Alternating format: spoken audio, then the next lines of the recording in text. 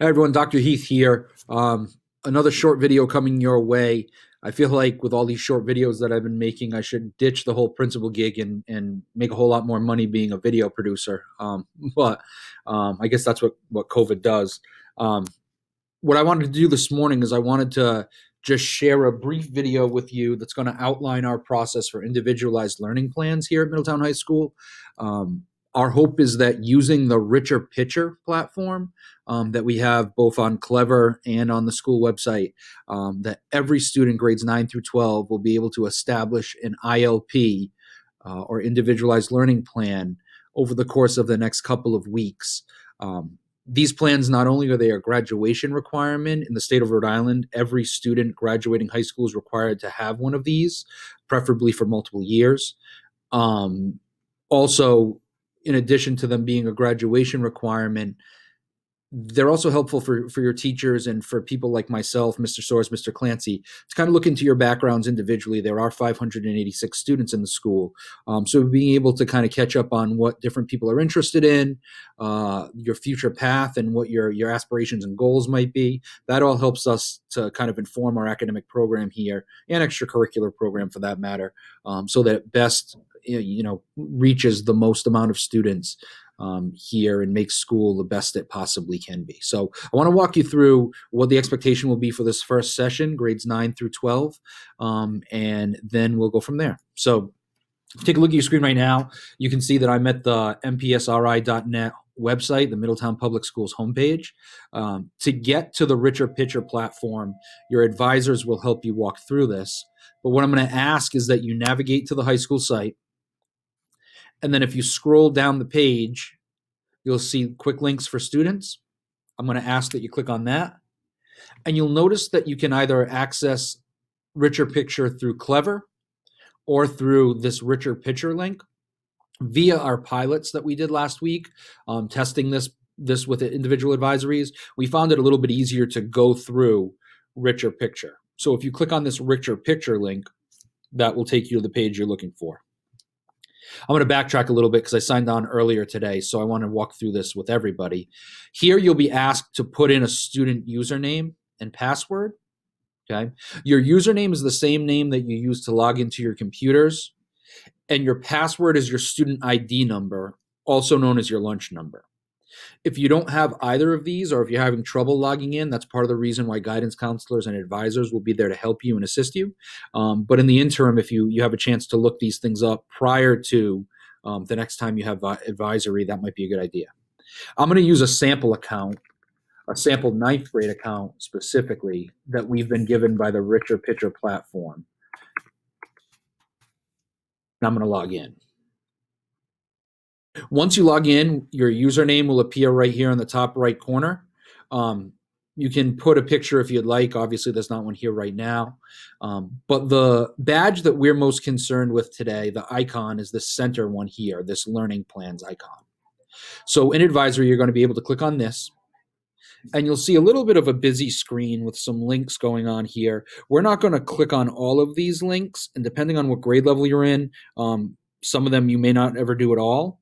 But as I'm in a ninth grade platform, you can see that the ninth grade tabs will all be highlighted and expanded upon. If you were a 10th grader logging in, you would see the 10th grade tab highlighted and expanded, et cetera, et cetera.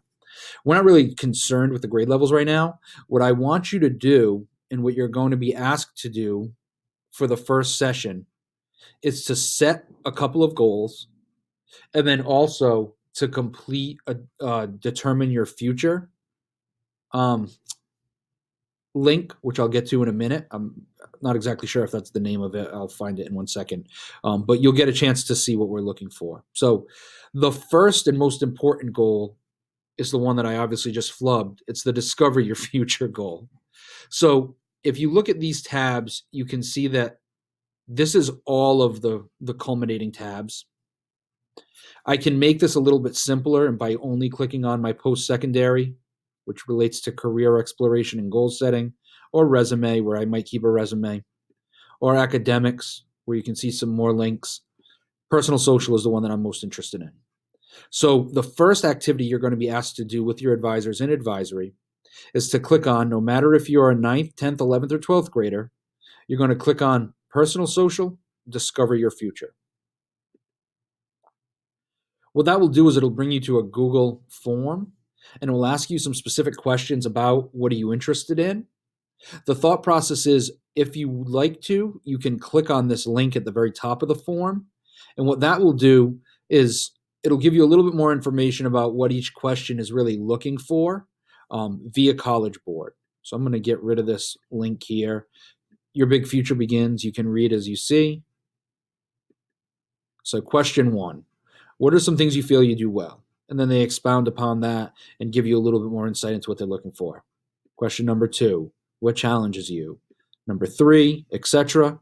And you can go all the way through and get a look at this as you see fit. On the actual Google form in richer picture, the questions correspond with what you just looked at, and we'll ask that you answer as honestly as possible and as detailed as possible, so that, like I said, we can gain a better idea of what you're all into and how we can better shape our academic and extracurricular programming here to make school better for you, better for every single one of you, to be honest. Once this is completed, you can click submit, and your answers will be submitted directly to the platform.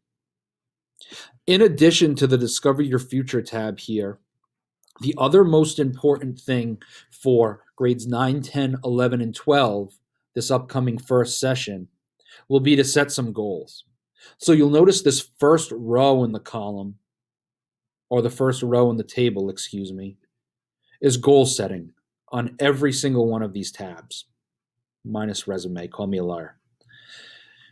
If you click on this pencil, it'll give you an edit icon. And this screen essentially will allow you to add goals. The goal or the objective of this first session will not only be to complete the Discover Your Future component, but also to set 4 different goals.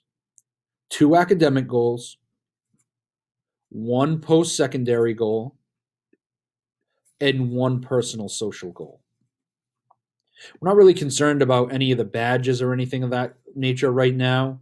I just want you to think about setting your goals. So let's say I want to add an academic goal. You can see one's already been inputted here because it's a sample account. If I click Add Academic Goals, okay, I'm looking to the right column here, my goals for this year, and it asks me to set a goal. Notice that the goal should be a SMART goal, meaning that it should be specific, measurable, achievable, relevant, and timely. Most SMART goals have some type of quantitative component, meaning that there's some type of numerical thing going on there. So we can tell if you clearly, or you can tell more aptly, if you've clearly achieved the goal or if you haven't achieved the goal. So maybe one of my academic goals this year will be to improve my math grade, to improve my math grade from a C to a B.